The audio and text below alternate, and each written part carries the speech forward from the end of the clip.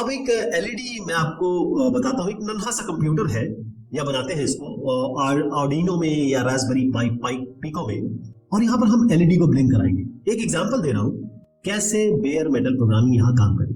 देखिए, typical approach अगर आप ऑपरेटिंग सिस्टम या कोई लाइब्रेरी यूज करते हैं तो आप क्या लिखेंगे? आप लिखेंगे डिजिटल राइट, यानी कि आपने बताया कि इस पिन को हाई करना है, टर्न द एलईडी ऑन। उसके बाद आप थोड़ा सा डिले डालेंगे, फिर उसके बाद डिजिटल राइट अगेन आप कहेंगे टर्न एलईडी ऑफ, यानी कि इस एलईडी पिन को अब आप लो कर दीजिए। उसके बाद फिर आप कुछ डिले इसमें डालेंगे। अब ये जो कोड है ये लाइब्रेरी फंक्शंस का, हेल्पर फंक्शंस का, ओएस फंक्शंस का यूज कर रहा है ताकि हार्डवेयर से बातचीत कर सके, क्योंकि यहाँ पर आपको एक मिडिल लेयर का उपयोग करना पड़ रहा है। लेकिन एक बेयर मेटल अप्रोच क्या होगा? मैंने जैसे बताया, बेयर मेटल में आप हार्डवेयर को डायरेक्टली कंट्रोल कर रहे हैं, आपके नियंत्रण में है।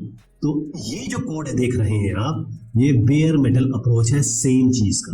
हो क्या रहा है यहाँ पे? यहाँ पर आप देखिए मेमोरी लोकेशन, यानी कि आप मेमोरी लोकेशन पे जो GPIO DIR है, GPIO आउट है, उसका नियंत्रण, हार्डवेयर का नियंत्रण, रजिस्टर का नियंत्रण आपके पास है।